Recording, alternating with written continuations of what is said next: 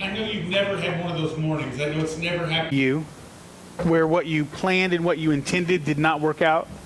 Never happened to you, I know. It's happened to me occasionally. Got all excited about the extra hour sleep last night. Anybody else pleased with that? Extra hour sleep make getting up on Sunday a little easier. Apparently my body decided that an extra hour sleep should be 2 extra hours sleep. Because I got a call from Kyle this morning saying, hey, you on your way? I look down at my watch. It's watch. We all know I mean phone, right? I mean, who wears a watch, right? Okay. So I look down at my phone and it's 7 o'clock and I'm supposed to be here at like 10 till 6. And the best part of the morning was, as soon as I get on that call, I'm like, oh yeah, I'm on my way right now. Like literally running and dashing and throwing stuff on to try to get here. I looked down at a text that he sent me at like 6:15, something like that this morning, where basically said, it is Sunday and we are having church, right? You know, like one of those question mark kind of things. And I couldn't quite tell if it was, you know, he was genuinely concerned or it was get here or we're not, you know, one of those kind of deals. And it was fun. It's always interesting to me in moments like that when things are a little off kilter. Because anytime our schedule changes, I mean, it messes things up. It just does. I don't care if it changes in a good way, bad way. There are things about it that become unsettled. And we had lots of things that were different about this morning. Chris was gone this morning, or we thought he was going to be gone. Apparently, he lies. You all can deal with him with that later. And so John stepped in to lead worship for us this morning, which is so fun to have a different voice, some different happening there. And when we were prepping for rehearsal, we rehearse on Wednesday nights with the band most of the time. And John had that song that he just did for us there at the end out for us to listen to. And I'll be real honest with you, I had not probably listened to that song since I was in college. Which tells you how old the song is, all right? When I was in college, I was a DJ. I know you're thinking that was a cool guy. I know. I was a DJ at KWJC radio station, which was only slightly outpowered by your hair dryer. Okay, there was more wattage running through your hair dryer than there was running through our radio station. I think you could pick it up for like a square mile around the radio station was about how far our radio station would reach. And back then we had these things called carts. And so you didn't have, we had CDs, but you would take these CDs and you put them in carts. Put your cart in a cart machine, you'd hit a button, and it would play whatever song was in the cart. And Jars of Clay, who originally did that song, was really big back then. And so that song just got played over and over and over and over. And one of the interesting things about hearing a song a lot is that you forget what it's about. You forget what it means when you hear it over and over and over. So we pulled it back out and we were looking at it Wednesday, and John was talking about, you know, how things were going to line up with the sermon, that kind of stuff. He said, this is going to be so perfect. And I want to come back to the words of the song at the end and show you how it ties into what we're talking about today. This idea of being in the fire. Our scripture today is in the book of Malachi. If you don't know where Malachi is, find Matthew, Mark, Luke, and John, those Gospels, okay, and turn left. Okay, right before Matthew is Malachi. He's right there. Very last book of what we call the Old Testament. Malachi was one of what we would now call a minor prophet, okay? Malachi was the kind of guy who was there at a very unique point.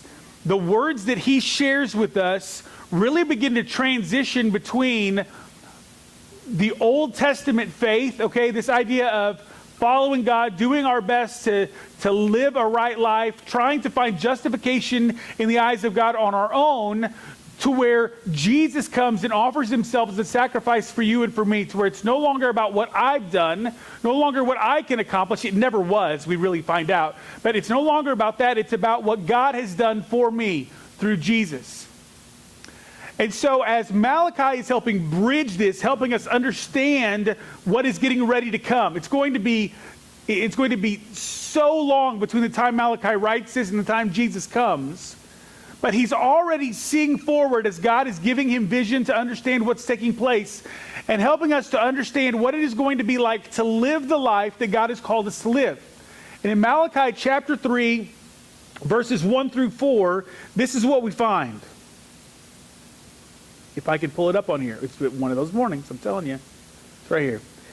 It says, see, I am going to send my messenger. and he will clear the way before me.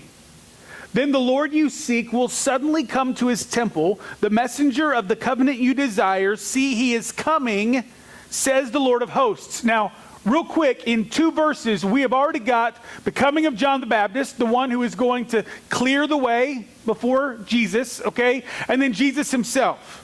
Okay, the Lord you seek will suddenly come to his temple. The messenger of the covenant you desire, see, he, capital H, is coming, says the Lord of hosts. But who can endure the day of his coming? And who will be able to stand when he appears? For he will be like a refiner's fire and like cleansing lye. He will be like a refiner and purifier of silver. He will purify the sons of Levi and refine them like gold and silver. Then they will present offerings to the Lord in righteousness. And the offerings of Judah and Jerusalem will please the Lord as in days of old and years gone by. Now here's what I want us to get at. Some of us may be familiar with this concept of a refiner's fire. In fact, back in the day there used to be all sorts of fun songs about it and all that kind of thing. Okay, a refiner's fire is not something we deal with regularly today. Now, not that long ago, 50 years ago even, the idea of being refined in fire was a very common understanding, okay? If you were going to do any work with metal whatsoever, it doesn't matter if it was just steel, okay, if it was iron working in a blacksmith shop, or if it was precious metals, the issue with taking the metal from the earth and getting ready to use it is that there are impurities in the metal.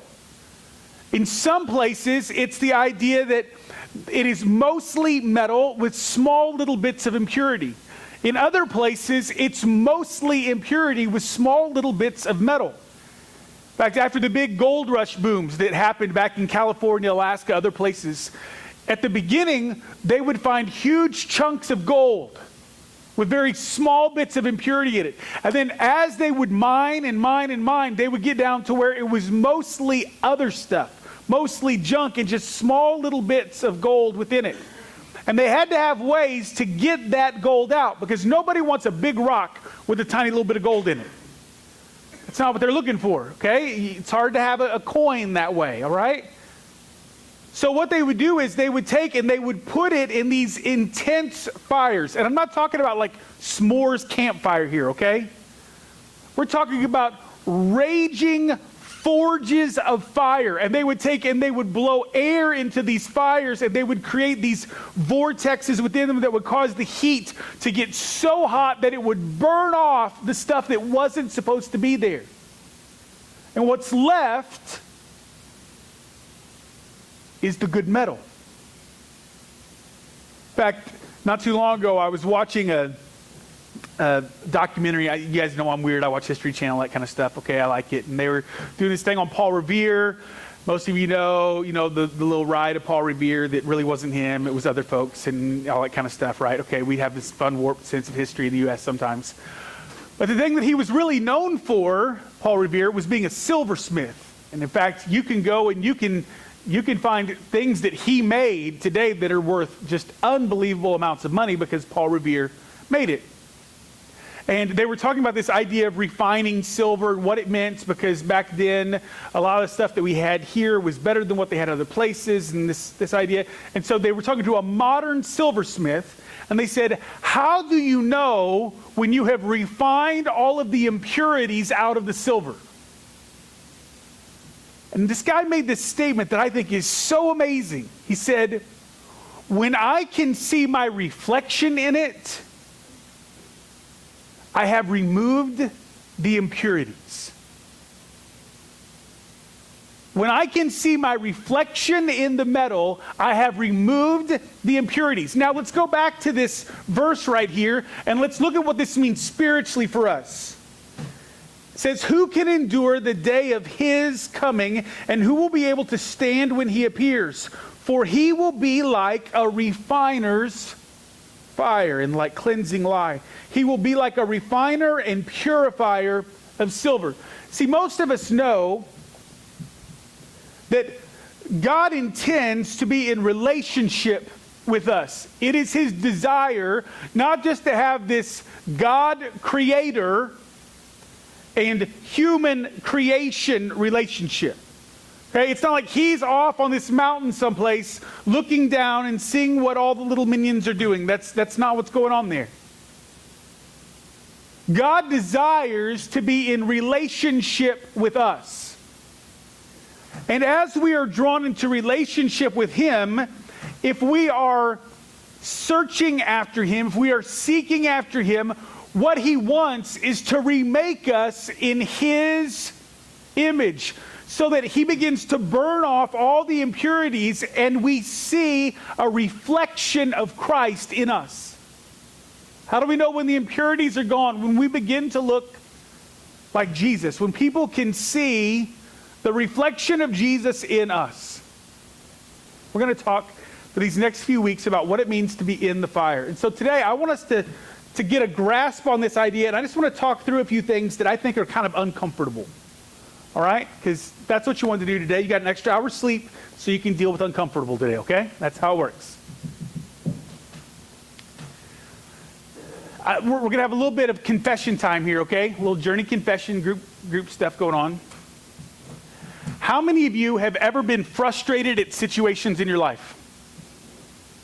Thank you for raising your hand. Those of you that didn't, appreciate you lying in church. That's good. I mean, I don't know about you, but there are times when I get just unbelievably frustrated. Yesterday, went to watch my daughter's basketball game. Having a good time sitting watching the game. I'm up on the back row so that I don't have to deal with people. Okay? All right? There are times you just don't want to deal with people. You know what I mean? It had been one of those days. I didn't want to deal with people. I'd gotten my son to basketball practice at 8 o'clock in the morning. Nobody should have to do that on a Saturday. That's not right. I had to have my daughter there by 8:45. The only good thing is that in between dropping him off for his basketball practice and getting her back at 8:45, she and I went to Bill's Diner. If you haven't been to Bill's Diner, you have missed out. Okay? Because they have great corned beef hash. And so we went and had corned beef hash in between. So I'm feeling slightly better than I did to begin the day. Get over to Caitlin's game. I actually watched the game before it, having a good time. I know one of the guys who's working the basketball game because I've worked with him before and that kind of thing. The other guy didn't know. I'm sitting just watching. The first game, it is so easy for me to watch the game because I don't have a vested interest in the game. Right? Piece of cake. I don't have to worry about it. Second game, a little bit different. Because my daughter's playing on one of the teams. There's one of the teams that I would prefer to see win the game. Just real simple. Not a big deal. Well, there's an idiot sitting next to me. Now, before you get upset at me for saying that, all right? Okay? We are all sinners and have fallen short of the glory of God. He just fell far, okay? I mean, like really, really far. There's this guy who has decided that it is his job to inform the officials on the court of every call that they are supposed to make. Now, when I'm down working a game, I tune those people out. It's awesome. It's like they don't even exist. But when I'm sitting 6 feet away from him, it's really hard to tune him out. And sometimes he's saying things like, that should be a foul. Okay, maybe. In the game of basketball, it's a judgment call on a lot of stuff. And so maybe it was, maybe it wasn't. Doesn't really bother me. I don't care. Fine, not a big deal. Then he makes this stupid idiot. I told you he's an idiot, okay? But he makes this stupid, idiotic statement where he says, call the 3 seconds.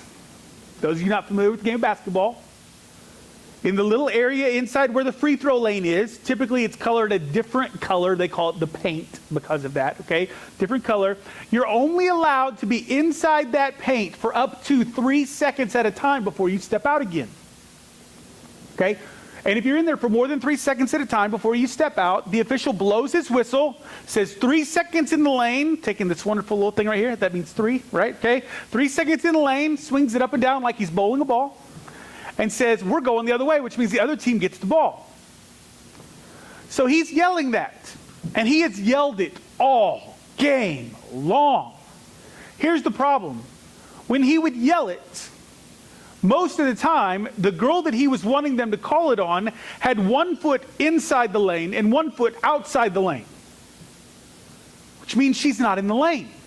To be in the lane, both feet have to be inside the lane. May not seem like a big deal to you, okay, but as an official, big difference.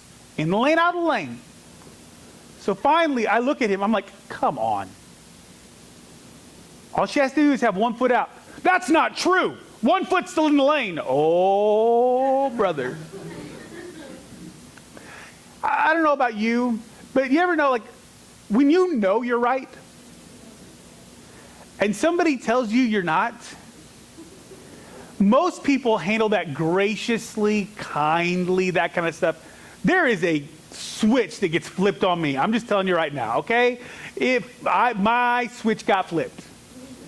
And I looked at him and not in my most gracious Christian attitude, simply told him that he was incorrect. Really incorrect. He keeps going. You don't know what you're talking about. Like, my head's like, steam's coming out of the ears. They can see what's going on. And I wanted to pull the whole, I'm an official, but I don't do that.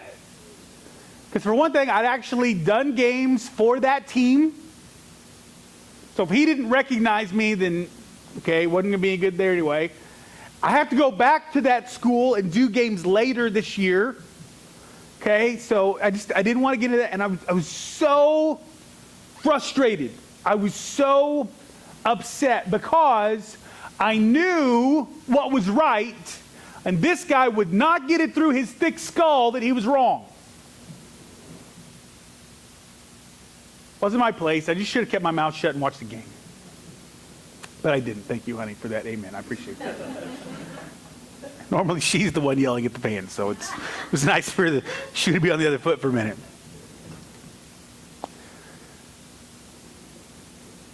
When God looks at us, I think there are so many times that he looks at us just like that. We try to tell him all the reasons that we are right, when he knows we are so wrong. So this is what has to happen. For God to transform us into the image of his Son, he applies heat. He does.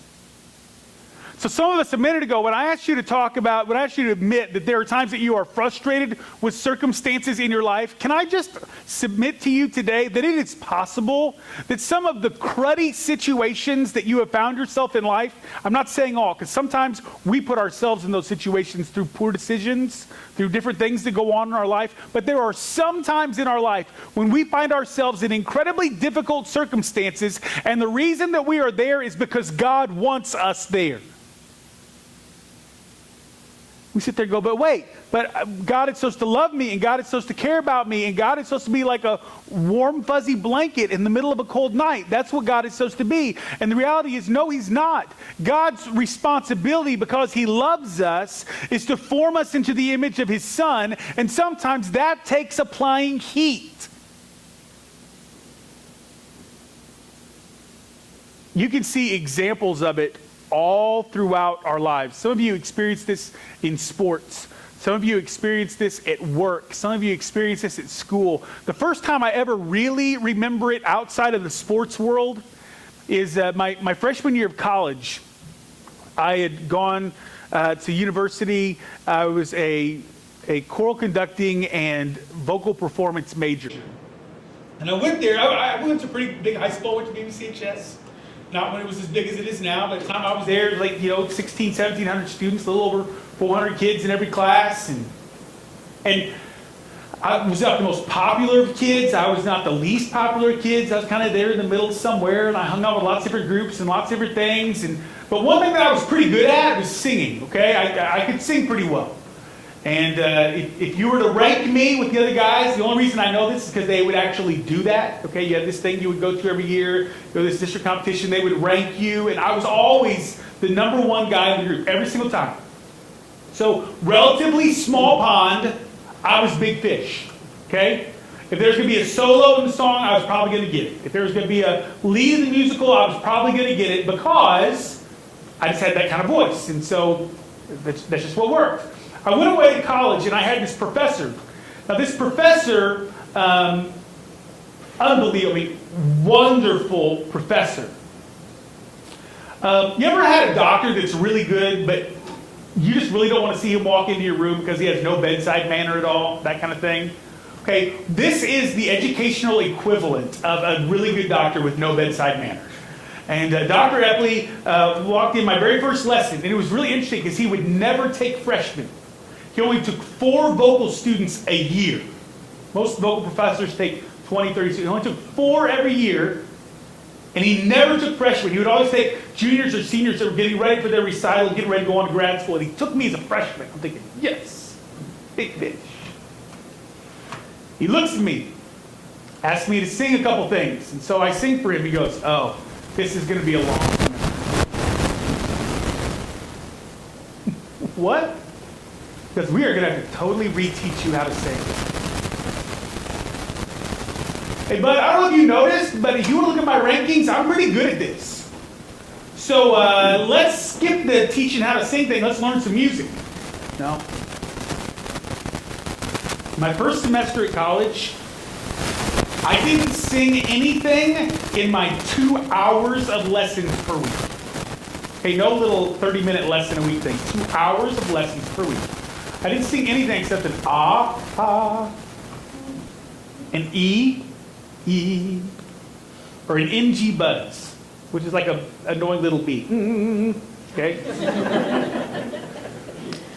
I sang those 3 things for 2 hours every week in his studio. That's all I sang. The interesting thing about my particular college that I went to is you were required, if you were a vocal major, to log 2 hours of practice per day, 7 days a week. So guess what I did for 14 other hours? Every single week, I would clock into my practice room.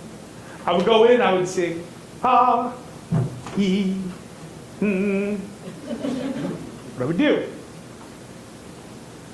Now they do this thing at the end of the semester called juries. For those of you that have been around music stuff, it's the moment where you take the piece that you've been working on all semester, that you've memorized and got ready to go, and you sing it for all the vocal profs, and they critique you and they give you part of your grade based on how you did singing that song. I was a freshman. I didn't know about juries. Never had one before. Didn't know what they were. Never got a syllabus for the class. Didn't know I was supposed to have it. The day before juries, my professor walks up to me. I told you, not a nice guy, no bedside manner. He walks up to me, he hands me a song and says, you need to have this memorized, ready to sing tomorrow. It was in German. So I go and I take this song and I am feeling so unprepared and I walk in and I just bomb the thing. I mean, it's horrible. And I look at him and I'm like, I'm going to get a whole grade. He's like, no, you're not. I'm the head of the department. It's like, we just had to do it. Fine. Next semester I come back in and think, oh, get to sing songs, get to sing music. First day. By the end of the semester, I moved up to an ooh. I know, ooh, right? You know, pretty cool.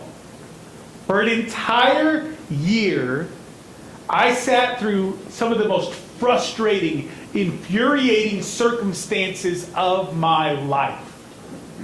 I was not where I wanted to be. I wanted to quit. I wanted to give up, and I wanted to go home. I hated it. I don't mean I disliked it. I don't mean I was uncomfortable with it. I mean I hated it. Into that second semester, day before jury, hands me a song. Learn it. You know, one of those kind of deals. Learn it, go do my thing. Next year I come back.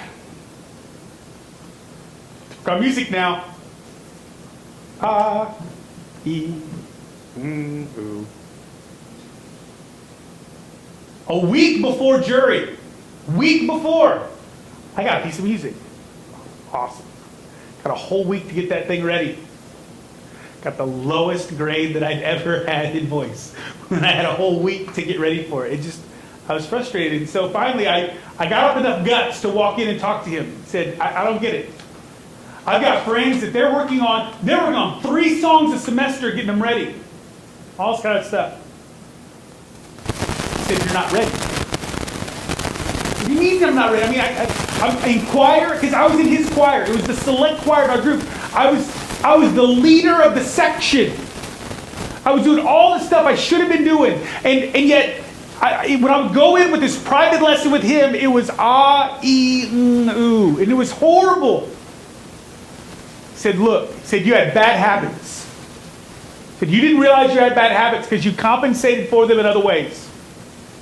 He said, if I'd let you keep going with those bad habits, he said, it would have created other habits and there would have been problems. He said, but here's what we're doing. We had to go back to the beginning, strip everything away. All the impurities had to get out of there, so that we could go and give you something that was healthy and long-lasting for you to be able to sing with.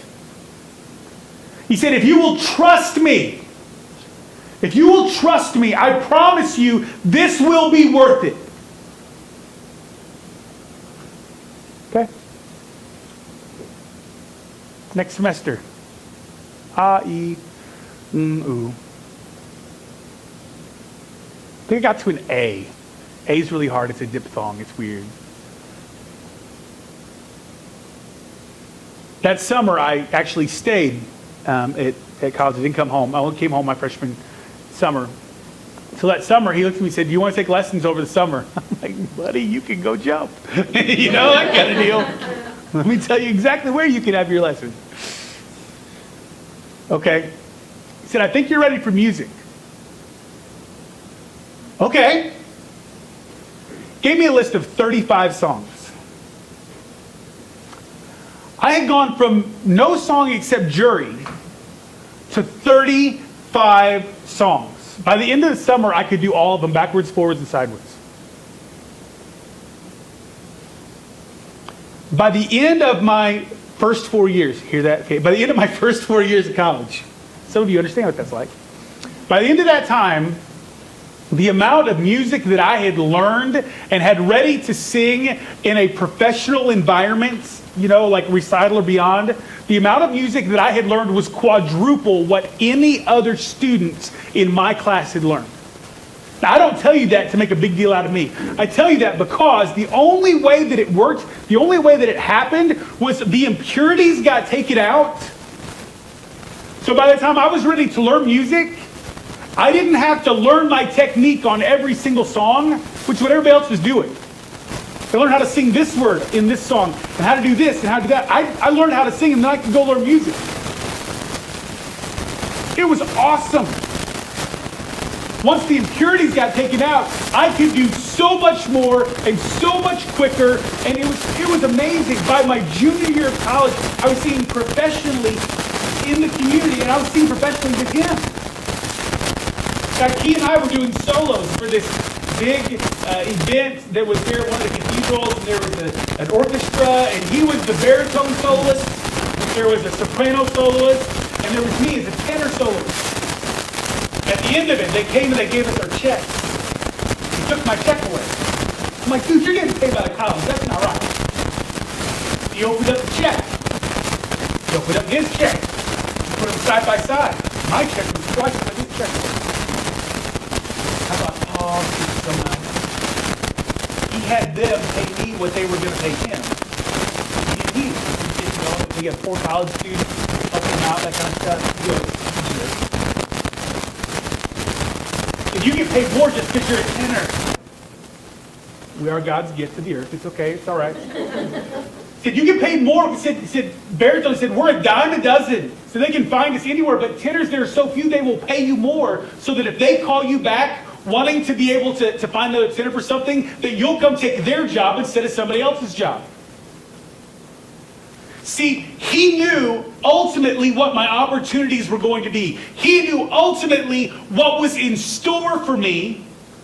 So he took the time back here to burn off all the impurities. He took the time back here to go through the drudgery of ooh, So that over here, I can do something that was significant with the talent that I had been given. Can I tell you, so many of us get frustrated when God has us in this spot. We get so frustrated when He's trying to burn off all the impurities that we give up and we walk away. We get so frustrated that we're not over here where we want to be. I don't want to pick on college students today, but I'm gonna, all right? Those of you that are here that are college students, I hear complaints all the time. Well, I'm just not where I want to be yet. Welcome to the real world. I'm 40, not where I want to be yet. I hear things like, well, you know what? I haven't found the one. First, I thought a guy was talking about a car, but no, he was talking about a girl, I haven't found the one. Guess what? Maybe you're not ready for the one yet. Because I promise you, when you're ready, God will provide the opportunity for you to meet the one. Sometimes it's not the one that needs to get ready yet, it's you that needs to get ready. Move on into adulthood, and I'll hear some of it, man, we complain about our kids. Some of us complain more than others. Guess what? Maybe God hasn't worked out the impurities in your parenting. Maybe it's not them, maybe it's what's going on in you. Maybe it's you as an employee or employer. Maybe it's you as a teacher or student. I know what it is, but some of us, we get so frustrated when God's trying to burn off the impurities that we just give up and say, well, you know what? God doesn't care. We walk away. When the very fact that He is taking the time to burn off the impurities shows just how much He cares about us. Didn't I have to take the time to do that?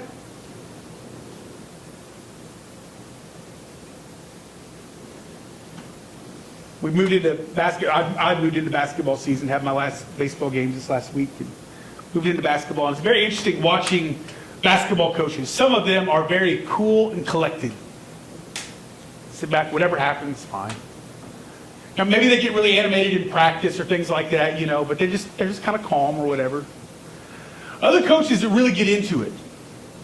Now as an official, we appreciate it more when they get into it with their players than when they get into it with us. Okay, that just makes our day a little bit easier. But sometimes they want to get into it with us and that kind of deal. But I get to watch lots of different coaches work, and it's really fun actually to watch kind of just human interaction and what takes place. It's really kind of cool. And what happens sometimes, and please don't tell anybody because I'm giving away like insider secrets here, okay? But sometimes at the end of a game, if a team is winning by a lot or losing by a lot, they will put their subs in. Okay? When I was in high school, we called it the 30-30 club. You got in if you were 30 points up, 30 points down, or 30 seconds left. Okay? That was the 30-30 club. They also made the joke that I was in the 50-50 club. Got in if we were 50 points up, 50 points down, or I lost 50 pounds. That's just how it worked. Okay? But occasionally, the subs will get into the game. And even as officials, I'm giving away secrets here, okay? But if you have, especially if it's like at the junior high level, freshman level, something like that, you have a sub that gets in at the end of the game, tell them to drive to the basket and shoot a layup. Because officials will do anything that we can do to get a sub the opportunity to score a point. Because we think it's the coolest thing in the world. They've been sitting on their tail all game, wanting to get in. We get a shot. I mean, there may be nobody within 2 feet of them. Boop, foul. He looked at him funny. It's a foul. Whatever it is. We'll do something to put that person on the line so they can try to shoot a free throw to get a point. Because for some, maybe the only point they score all season. So we'll try to do it. We're just generally nice guys. That's just kind of how it is. Really smart coaches, though, don't wait until the end of the game to put their subs in. Really smart coaches put their subs in one at a time in really critical moments of games early in the season. You know why? Because you learn a whole lot more under fire than you ever do at the end of the game. You learn a whole lot more when the other team's actually trying to steal the ball. You learn a whole lot more when somebody's actually trying to block your shot. You learn a whole lot more when it's your job to dribble up the court. Those things, it's so different when you're under fire. And for those coaches that do that, at the end of the season, when it's conference tournament time, when it's other things like that, they have players who have been in the fire and have removed some of the impurities, and they are better able to help their team.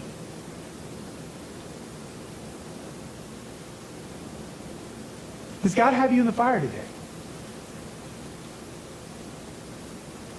You may be looking at uncomfortable situations in your life, and you're just like, I don't even understand how God could possibly care. Can I just submit to you today that maybe it's because He cares that you're in that situation? But I thought things would be different. But I thought things would be better. You know what? They may be. But where are you at right now? What is God doing right now in your life to take the impurities out? So that the reflection that is seen in the metal is His, not yours. These next few weeks, as we talk about some specific areas in our life that God heats up to drive out the impurities, it is my prayer that we would be realistic enough with where we are at and who we are. That we would be open to what God is going to do in our life. And here's why I think that's so important. I know I just had it right here. Here we go.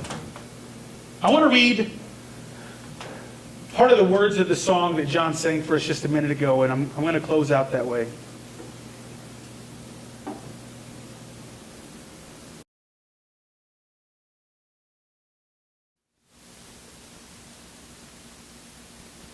Maybe I will. Here we go.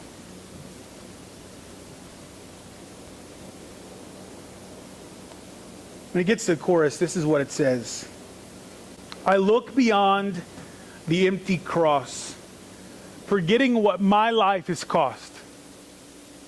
It's so easy to look at it as just a symbol. It's so easy to look at it as just something that's decorative, but my life cost His. Wipe away the crimson stains and dull the nails that still remain. More and more I need you now. I owe you more each passing hour. The battle between grace and pride I gave up not so long ago. So steal my heart and take the pain and wash the feet and cleanse my pride. Take the selfish, take the weak, and all the things I cannot hide. Take the beauty, take my tears, my sin-soaked heart. Make it yours. Take my world all apart. See, that's a really difficult statement to make. Most of us want our world to be built up the way we want it to be built up. Most of us want it comfortable and easy, and yet sometimes it takes us being willing to say, take my world apart.